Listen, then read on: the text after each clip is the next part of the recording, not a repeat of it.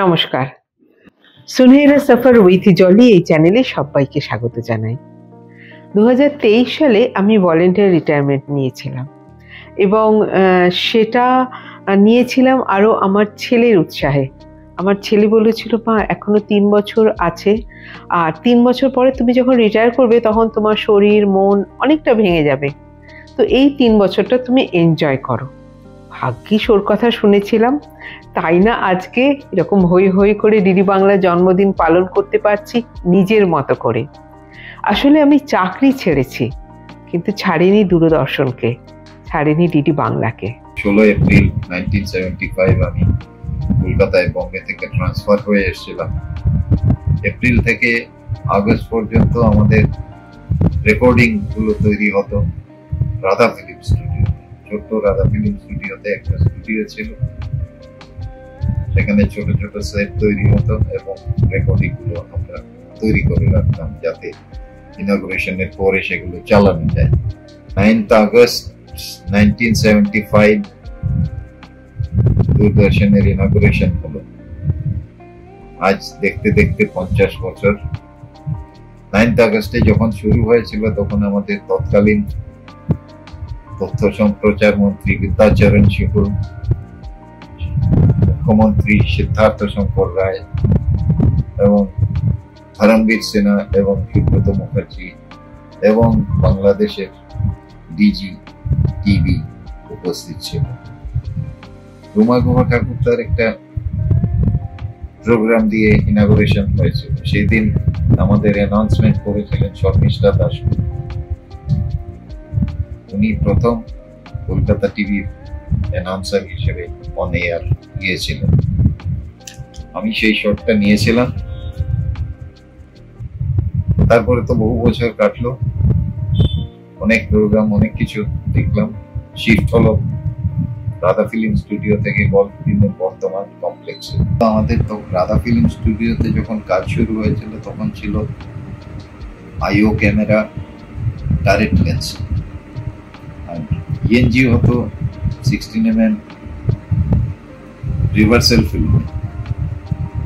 একটা ছোট ল্যাব ছিল আমাদের পেছন দিকে, স্টুডিওর পেছন দিকে একটা ছোট ল্যাব ছিল, সেখানে কাজ হতো। ওখান থেকে এডিট রুমে এডিট হয়ে টেলিকাস্টের জন্য স্টুডিওতে আসতো। নতুন ক্যাম্পাসে যখন গল্ফ গ্রিনে শিফট হলাম তখন আমাদের কালার শুরু হলো। কালার শুরু যখন হলো তখন আমাদের কাছে এলো নতুন ক্যামেরা এসিএল, এলো এনপিআর, এলো বিটা, তার আগে এসেছিল ভিএইচএস, যেটা পরে বাদ দিয়ে বিটা, তারপরে এলো ডিজিটাল। এভাবে ক্রনোলজিক্যালি ডেভেলপ হলো। নতুন কালার স্টুডিও কালার যখন শুরু হলো তখন একটা ছবি হয়েছিল মধুবনী পেন্টিং নিয়ে, সেটা আমি শুট করেছিলাম এবং ভারতবর্ষের প্রথম টিভির কালার ফিল্ম ছিল সেটার প্রডিউসার ছিলেন অভিজিৎ দাস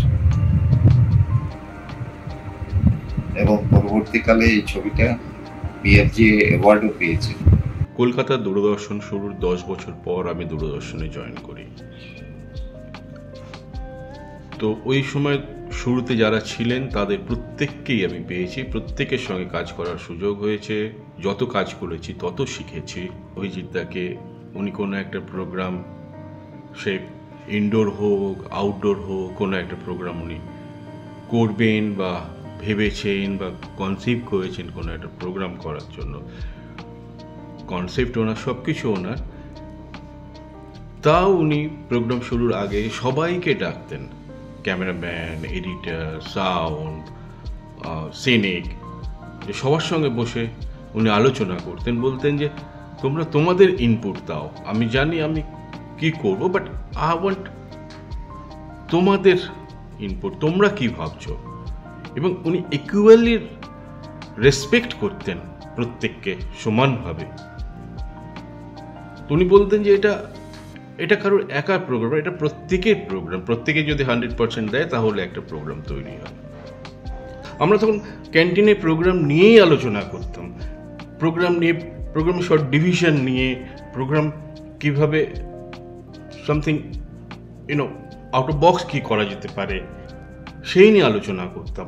তারপরে গিয়ে আমরা আবার সেটা অভিজ্ঞতাকে বলতাম যে আমরা এটা ভাবছি। বা যদি অনন্যার কথা বলি, অনন্যা ব্যানার্জি, আমার মনে আছে অনন্যা ব্যানার্জির একটা programme, that's a telefilm, English telefilm, Delhi দূরদর্শনের জন্য ন্যাশনালে টেলিকাস্ট হবে। স্ট্রেঞ্জার নাম, টনি তার ডিরেক্টর, অনিরুদ্ধ রায় চৌধুরী এখন, ও আই থিঙ্ক ওর প্রথম টেলিফিল্ম মাস্ট বি। তো সেখানে একটা ড্রিম সিকোয়েন্স আছে। তো তখন এত রিসোর্সেস ছিল না, মানে অ্যাভেলেবল যা রিসোর্সেস ছিল সেই দিয়ে কাজ করতে হতো। পোস্ট প্রোডাকশন এত বেটার ছিল না এখনকার মতো। তো একটা ড্রিম সিকোয়েন্স, এটা কীভাবে শ্যুট করা যেতে পারে অন স্পট, ওখানে সবাই ভাবছি কী করা যেতে পারে। ধ্রুবজ্যোতি ঘোষ, অনন্যা তখন অনন্যাকে অ্যাসিস্ট করতো, ও একটা কোথা থেকে একটা হারিকেনের চিমনি নিয়ে এলো, নিয়ে এসে বললো দেখো তো এটা লেন্সের সামনে ধরে কিরম এর থ্রু এই লেন্স সে চিমনি যদি কাজ করা যায় কিরম দেখা যায় কি হচ্ছে। Mind blowing. আমরা লেন্সের সামনে চিমনি ধরে ফুল ড্রিম সিকোয়েন্সটা শ্যুট করলাম, সেটা টেলিকাস্ট হলো, বহু প্রশংসা। সবাই একটাই প্রশ্ন যে ড্রিম সিকোয়েন্স তোমরা কি লেন্স ইউজ করেছো, কোন স্পেশাল এফেক্ট লেন্স? তো আমরা সেই নাম দিলাম যে আমরা চিমনি লেন্স ইউজ করেছি, পুরোটা না ভেঙে। অরুণা ব্যানার্জি আর একটা প্রোগ্রাম, গরুর গাড়ির একটা গান, আমাদের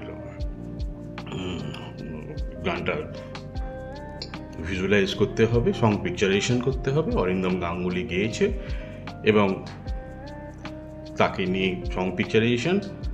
তো একটা গরুর গাড়িতে বসে পুরো এটা হচ্ছে। আমরা গ্রামে গেছি, তো হঠাৎ অরণ্যা বললো যে এরকম আমার একটা টপ অ্যাঙ্গেল শট চাই। তো তখন ওরকম ক্রেন বললেই এসে যেত, না পাওয়া যেত। টপ কোথা থেকে দেবো, না কোনো বাড়ি, না কিছু ধান খেত, আশেপাশে কিছু নেই। বললেন না আমার একটা টপ অ্যাঙ্গেল দরকার, ভাবো। তো আশেপাশে ঘুরে দেখি একটা গাছ। তো দেখো গাছ আছে, গাছে চড়তে পারি, কিন্তু কে চড়াবে? মইটই আছে। বলে মই কোথায়? আমরা ঠেলে ঠেলে দেবো, তুমি চড়ে যাও, গিয়ে দেখো কি করতে পারো। অগত্যা সেই বড় ক্যামেরা, বেটা সেই ক্যামেরা আমাকে গাছে মোটামুটি চড়িয়ে দিল, উঠলাম, সেই নিয়ে ওপর থেকে ব্যালেন্স করে কোনো রকম শট নেওয়া হলো।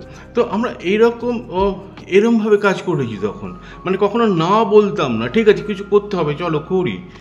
হ্যাঁ, প্রথম যখন জানতে পারলাম যে আমি দূরদর্শনে আমার চাকরি হয়েছে, তখন একটা জিনিস ভেবে খুব ভালো লেগেছিল যে এতদিন যাদের দূর থেকে দেখতাম, যাদের কথা বিভিন্ন পেপারে ম্যাগাজিনে পড়েছি, যাদের কথা রেডিওতে শুনেছি, তাদের মধ্যে অনেককেই হয়তো খুব কাছ থেকে দেখার সুযোগ পাবো এবার। পুনাতে প্রাথমিক ট্রেনিং শেষ করার পর আমরা গৌহাটিতে পোস্টিং হয়েছিল আমার। তখন যেহেতু গৌহাটি দূরদর্শন কেন্দ্র শুরু হয়নি, তাই আমাদের পুরো প্রোডাকশন টিমকে কলকাতা পাঠিয়ে দেওয়া হয়েছিল। তখন কলকাতায় দুটো বড় ইভেন্ট ছিল। প্রথমটা হলো লোকসভা ইলেকশন, যেখানে মমতা বন্দ্যোপাধ্যায় সোমনাথ চট্টোপাধ্যায়কে হারিয়েছিলেন যাদবপুর কেন্দ্রে। আর ছিল ভারত বনাম ইংল্যান্ড টেস্ট ম্যাচ, যেখানে মোহাম্মদ আজহারউদ্দিন প্রথমবার টেস্ট খেলেছিলেন এবং সেই খেলায় সেঞ্চুরি করেছিলেন। সেই সময়টুকু আমি কলকাতাতে ছিলাম অ্যাজ এ ট্রেনি ক্যামেরাম্যান। সেই সময় সামনে থেকে দেখেছিলাম মৃণাল সেনকে, সামনে থেকে দেখেছিলাম সন্ধ্যা মুখোপাধ্যায়, আনন্দ শঙ্কর এবং তনুশ্রী শঙ্করকে। ওনারা এসেছিলেন 31st প্রোগ্রাম রেকর্ডিং এর জন্য। অভিজিৎ দাশগুপ্তদা সে বছরের 31 ডিসেম্বরে প্রোগ্রাম রেকর্ড করেছিলেন, অভিভ্যান থেকে হয়েছিল। এইসব ঘটনা রসা রোডে রাধা স্টুডিওতে ঘটেছিল। তারপর তো গৌহাটি গেলাম। গৌহাটিতে প্রায় বছর 10 একটু কম কাটানোর পর আমার ট্রান্সফার হলো কলকাতাতে। কিছু কিছু রেকর্ডিং যেটা আমার খুব মনে আছে, সেগুলো কথা আমি উল্লেখ করব। আমার মনে পড়ছে 93 সালের অক্টোবর মাসে আশা ভোসলেজি সঙ্গীত জীবনের 50 বছর হয়েছিল। সে সময় কলকাতায় এসেছিলেন, ওনার ইন্টারভিউ রেকর্ড করা হয়েছিল দূরদর্শন কেন্দ্র কলকাতায়। ইন্টারভিউ নিয়েছিলেন সলিল চৌধুরী মহাশয়। সঙ্গীত জগতের এই দুই মহিরুহর সামনে বসে তাদের কথা শোনা এক অনন্য অভিজ্ঞতা। 95 সাল নাগাদ আমার মনে আছে আমাদের একটা সিরিজ করা হয়েছিল বিশ্বশ্রীকে নিয়ে। সেই সময় কলকাতায় দুজন বিশ্বশ্রী ছিলেন। একজন ছিলেন মনতোষ রায়, যিনি 1951 সালে মিস্টার ইউনিভার্স হয়েছিলেন। আরেকজন ছিলেন মনোহর রায়, যিনি 1954 সালে বিশ্বশ্রী হয়েছিলেন। তাদের রেকর্ডিং এর যে মজার ব্যাপারটা আমার মনে আছে, দুজনেই খুব খাওয়াতে ভালোবাসতেন এবং গল্প করতে ভালোবাসতেন। মনোতোষ রায় তিনি বলেছিলেন, তোমরা নেক্সট যেদিন আসবে আমাকে আগে থেকে জানিয়ে রাখবে, আমি তোমার জন্য দুম্বার মাংস রেঁধে রাখবো, এবং তিনি আমাদের সেটা খাইয়েছিলেন। আর মনোহর রায় তিনি নিজের হাতে মাংস রান্না করেও আমাদের পরিবেশন করেছিলেন, ভাবতেই বড় অবাক লাগে। আরো একটা রেকর্ডিং খুব মনে পড়ছে, সেটা হয়েছিল 93 সালের মে মাসে। মধ্য কলকাতার একটি হোটেলে তসলিমা নাসরিন এসেছিলেন, ওনার ইন্টারভিউ নিয়েছিলেন সুনীল গঙ্গোপাধ্যায়। তসলিমাকে সামনে থেকে শোনা সে এক অনন্য অভিজ্ঞতা, এবং যেখানে সুনীল গঙ্গোপাধ্যায় শুরুই করলেন, তসলিমা কেমন আছো বলো। এই যে তসলিমা বলে টানটা দিলেন, মানে একবার গায়ে কাঁটা লেগে উঠল প্রায়। 96 সাল নাগাদ তখন ডক্টর শ্রীধর ছিলেন আমাদের ডিরেক্টর। উনি একটা নতুন জিনিস শুরু করার চেষ্টা করেছিলেন, সেটা হলো ডিডি মিউজিক ক্লাব। এখানে আমাদের দূরদর্শনের 3টে স্টুডিও আছে, স্টুডিও এ, বি এবং সেকেন্ড চ্যানেল স্টুডিও। এই 3টে স্টুডিওতে সেট ফেলে সারা রাত মোটামুটি 10:30 থেকে নিয়ে ভোর 6টা অবধি বিভিন্ন ধরনের প্রোগ্রাম, তাদের ক্লাসিক্যাল গান, ফ্যাশন শো, লাইট মিউজিক, নাচ একের পর এক হয়ে চলত। এইসব প্রোগ্রামে সঙ্গীত জগতে সব দিকপাল্লা এসেছিলেন। আমার মনে আছে সলিল দাশগুপ্তর সঙ্গে আমি স্কিং হিমালয়ান এক্সপিডিশন করতে গেছি লাদাখে। 7টা কান্ট্রির আর্মি পার্টিসিপেট করছে, কারাকোরাম পাস থেকে তারা শুরু করবে। তো ওয়েদার খুব খারাপ ওখানে, তখন 52 অলমোস্ট টেম্পারেচার। লাদাখে তখন 22-25 এরকম হবে। কোনো লোক নেই, আমরা অফিসার্স বেঁচে থাকি এয়ারপোর্টের উপরে, ওখানে থাকি সারাদিন ঘুরে বেড়াই, আর কিছু করার নেই। তো আমাকে সন্ধ্যেবেলা জিও সেন্সে একটা গাড়ি পাঠিয়ে দিতেন, আমি যেতাম, ওনার সঙ্গে বসতাম, গল্প টল্প করতাম, খাওয়া দাওয়া করতাম, চলে আসতাম। তো উনি বলেছিলেন আমাকে যে দেখুন, এই ক্লাইমেটে যেখানে কোনো সিভিলিয়ান নেই, এখন যারা লোকাল থাকে তারা, আর কেউ নেই আর্মি ছাড়া, এখানে ইনফ্যাক্ট আমার ফ্যামিলি, আমার ওয়াইফ আমাকে ছেড়ে নিচে নেমে গেছে। আমরা জানতাম যে আর্মি ডিউটিটাই টাফ। এখন তো দেখছি আপনাদের যে কাজ করেন সেই কাজটাও তো খুব একটা সহজ নয়। দূরদর্শন দিল্লি থেকে একটা বিয়ে এলো, যে এরকম কারা শ্রীনগর দূরদর্শন সার্ভ করতে চায়, জাস্ট অন ট্যুর, ট্রান্সফার নয়। তো I was the first person, I said okay I will go. তো নিউজ থেকে কে যাবে আর স্নেহাশিস দা। শ্রীনগর এয়ারপোর্ট নেমেছি, চারিদিকে বরফ, 2 দিন আগে হয়তো স্নোফল হয়েছে, পুরো কোনো সিভিলিয়ান নেই, সিকিউরিটি ভর্তি। 10 মিনিটের মধ্যে এয়ারপোর্ট খালি। আমরা জিনিসপত্র লাগেজ নিয়ে বেরোলাম, বাইরে কিচ্ছু নেই। বেশ খানিকটা 100 মিটার 200 মিটার দূরে কিছু গাড়ি দাঁড়িয়ে আছে। আমরা তো অথই জলে, কোথায় যাব বুঝতে পারছি না। একটা সামনে একটা টেলিফোনের এই বুথ না, বক্স ছিল যেখানে পয়সা দিয়ে ফোন করা যেত। পয়সা ফেললাম, পয়সা বেরিয়ে এলো, ফোন তো হলো না। তো আমরা দুজন মুখ চাওয়াচাই করছি কি করব। এমন সময় একটু সিকিউরিটি এলো, এসে বললো আপনাদের ভেতরে সাহেব ডাকছেন। আমরা ভেতরে গেলাম, কি ব্যাপার, গিয়ে দেখলাম একজন পুলিশ অফিসার IPS বসে আছেন। পরে জেনেছিলাম বোধহয় এসপি শ্রীনগর এরকম কিছু হবে, কোনো কারণে ওখানে এসেছিলেন। তোমরা আপনারা কে, কারা, কি ব্যাপার? তো আমরা দূরদর্শন থেকে। How come I don't know. আপনি জানবেন, আমরা তো এটা আমাদের জানার কথা নয়। বলে আপনারা জানেন, আপনারা হিট লিস্টে রয়েছেন, আপনারা আসার আগে খবর আমরা পাওয়ার আগে মিডিয়ার কাছে চলে যায়। অ্যাকচুয়ালি ঘটনাটা এই ঘটেছিল যে শ্রীনগর দূরদর্শনের এডিটারকে তুলে নিয়ে গিয়ে ওরা পায়ে গুলি করে বলেছিল যে এরপরে যদি তুমি নিউজ রুমে ঢোকো মাথায় গুলি করে দেবো। তো তার ফলে সমস্ত শ্রীনগর দূরদর্শনের সমস্ত প্রোগ্রাম চলে, নিউজের আগে ওরা সমস্ত বেরিয়ে যেত। তখন আমরা যারা বাইরে থেকে ট্যুরে যাচ্ছি তারা টেক ওভার করতাম, নিউজটা করতাম, বেরিয়ে যেতাম, তারপরে আবার নর্মাল ট্রানজিশন শুরু হতো। তো যাই হোক, তো উনি বললেন যে এরকম ঠিক আছে, আমি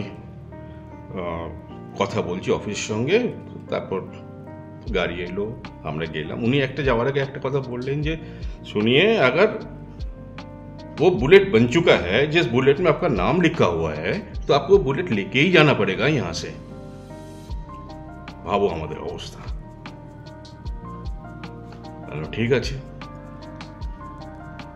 আমরা আমাদের ট্যুর কমপ্লিট করলাম, ফিরে এলাম এবং জেনে এবং ভেবে ভালো লাগলো যে এখনো সেই বুলেট তৈরি হয়নি যাতে আমার নাম লেখা আছে। লেডি রানু মুখার্জির আমরা ইন্টারভিউ রেকর্ড করেছিলাম। ইন্টারভিউটা প্রযোজক ছিলেন মালিনী মুখোপাধ্যায়। সেখানে আমরা লেডি রানু মুখার্জি বাড়িতে গিয়েছিলাম। তাছাড়াও আমরা একাডেমি অফ ফাইন আর্টসেও রেকর্ডিংটা করেছিলাম। সেখানে তিনি দেখিয়েছিলেন যে ওনার বিবাহের সময় রবীন্দ্রনাথ ঠাকুর স্বয়ং তার চুলের একগাছি তার চুল একটা কাস্কেটে ভরে দিয়েছিলেন। সেটা তখন সেখানে রাখা ছিল, হয়তো এখনো রাখা আছে। আর রবীন্দ্রসঙ্গীর কথা আসলো তো মোহর্দি, সুচিত্রা মিত্র, এনাদের কথা তো মনে আসেই। মোহর্দির কথা মনে আসছে তখন অমর্ত্য সেন সদ্য নোবেল পেয়েছেন। আমরা সুকুমার দা সঙ্গে আমি গিয়েছিলাম শান্তিনিকেতনে আশ্রমে। পুরনো যত মানুষ ছিলেন তাদের কাছ থেকে ছোটবেলায় অমর্ত্য সেন সম্পর্কে কিছু কথা শুনতে। তো আমরা মোহর্দির বাড়িতেও গিয়েছিলাম।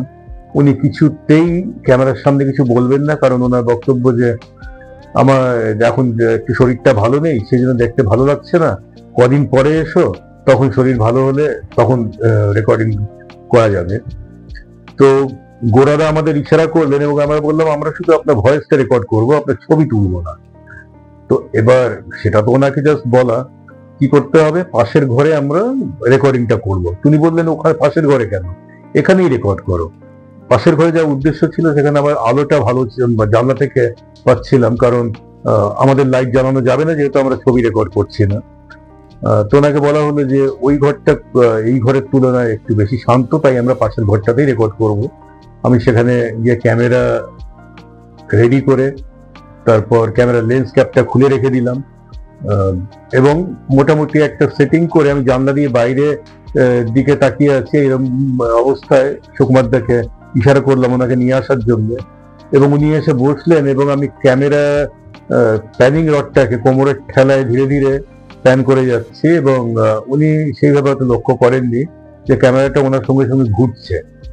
যাই হোক, ক্যামেরা ভিউ ফাইন্ডারে না তাকিয়ে রেকর্ডিংটা করা হলো, কারণ ফ্রেমিংটা সেভাবে করে রাখা ছিল। উনি যখন উঠে চলে গেলেন সেই দৃশ্যটা আমরা রেকর্ড করলাম। মোহর্দি যেদিন আমাদের ছেড়ে চলে যান সেদিন কলকাতা দূরদর্শনের খবরে একটা বিশেষ রিপোর্ট তৈরি হয়েছিল, তাতে শেষ দৃশ্যে মোহর্দি সেই চলে যাওয়াটা ছবি সুকুমার দা রেখেছিলেন। একটা বিশেষ অনুষ্ঠান যেটা আপনার অনেকেই জানেন, হেমা মালিনী আমাদের এখানে এসেছিলেন। তিনি দেবী দুর্গতি নাসিনী মহালয়া উপলক্ষে অনুষ্ঠান করেছিলেন। সে রেকর্ডিং এর মজার ঘটনা ঘটেছিল। একটি নাচের দৃশ্যে বাংলা গানের সঙ্গে ওনাকে নাচতে হবে, কিন্তু উনি কথার সঙ্গে তাল মিলিয়ে ঠিক নাচতে স্বাচ্ছন্দ্য বোধ করছিলেন না। সেখানে নৃত্য নির্দেশক ছিলেন গুরু থাঙ্কমণি কুট্টি এবং গুরু গোবিন্দন কুট্টি। তো উনি বললেন থাঙ্কমণি ম্যাডামকে যে madam please give me beat, এবং তখন গানটা থামিয়ে ম্যাডাম থাঙ্কমণি কুট্টি হাততালি দিয়ে নাকি কাঠের টুকরো দুটো বাজিয়ে ওনাকে বিটগুলো দিলেন এবং হেমা মালিনী সেই বিটের উপর নাচলেন। টেলিকাস্টের সময় দেখে মনে হলো যে উনি সেই বাংলা গানের সঙ্গেই নেচেছেন। এই অনুষ্ঠানটা আমাদের রেকর্ড করেছিলেন, প্রযোজক ছিলেন প্রদ্যুৎ সমাদ্দার। 21শে জুলাই আমরা কভার করছি, আমি সত্যজিৎ দা, নিউজের নিমাই, তখন আমাদের লাইটিং অ্যাসিস্ট্যান্ট। গান্ধী স্ট্যাচুর নিচে আমরা দাঁড়িয়ে আছি, আমরা কাভারেজ হচ্ছে, সব কিছু হচ্ছে। তারপরে তো গন্ডগোল, সে সবাই জানে কি, তো আমি সেই ডিটেলসে যাচ্ছি না।